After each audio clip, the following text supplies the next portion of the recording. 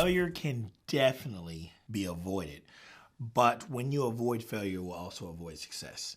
You see, the thing is this: where people are looking at the word failure, and we're looking and just going. We hear fail, and it's always what?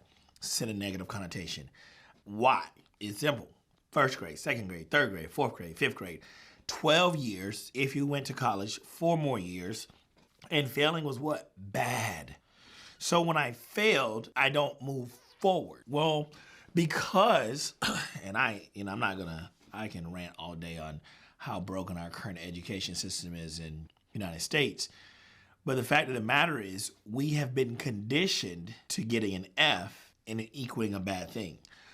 If you get an F, you get home, you get in trouble, get a spanking, get punishment, whatever. Whatever comes along with it.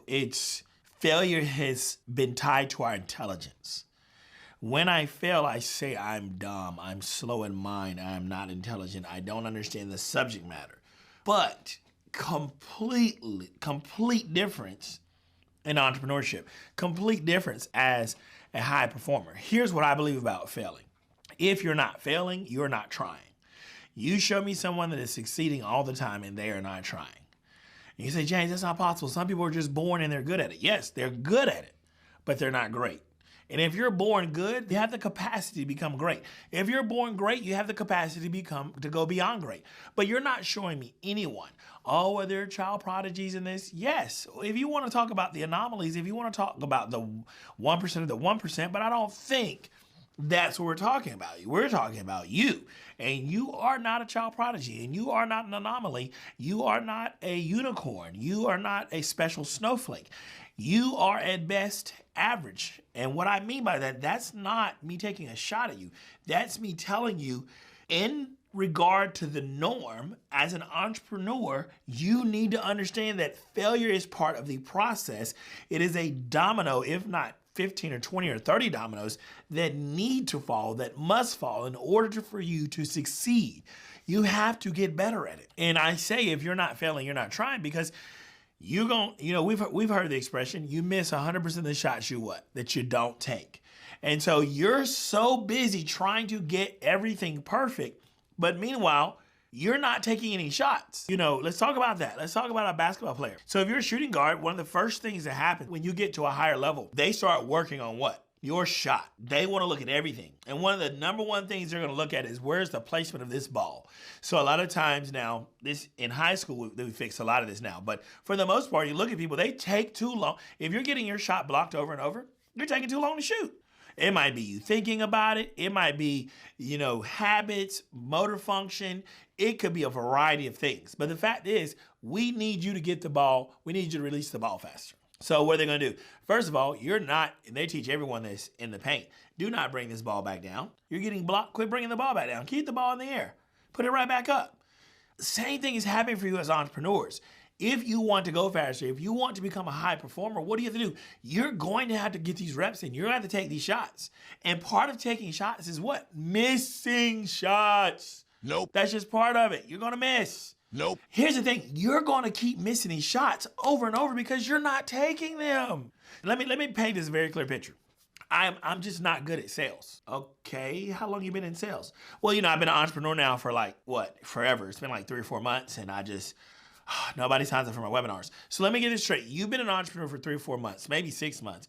No one signs up for your webinar, and you think you should be good at sales. How are you good at sales? No one's signing up. When no one signs up, do you continue the webinar? I would love to see recordings of entrepreneurs that no one signed up for their webinar and they still hit record and went live and did their webinar, just like people were going to be there. That's practice. That's getting in the reps. That's going, you know what? I'm going to take these shots no matter what. And that's saying, I'm going to stay on the court. I'm going to be the first one here and the last one to leave. And I remember that. I remember my first few years in business, I was like, no one is going to get to the gym before me. I would be there. And at the time I was training in a big box gym, the owners would be like, what time did you get here? Don't worry about it.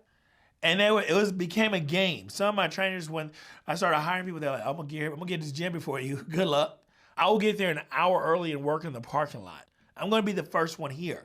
You are not going to get a chance to get these balls off this rack and get them in that hoop before me. It is not, no. Because the problem is when someone gets there before me and starts taking shots, there's less balls for me to shoot, which means less opportunities for me to what? Get better. Now, that's how a high performer thinks. That's when you're like, oh, James, what do you say? I'm telling you, if you go look at Kobe Bryant, if you go look at Michael Jordan, if you go look at the great people, let's just talk about the best shooter of all time, in my opinion. Actually, forget my opinion, in statistical history. Steph Curry, okay? That's one of the homies. He's from around the way right here in Charlotte, North Carolina. And I'm telling you right now what the dude does. He shoots.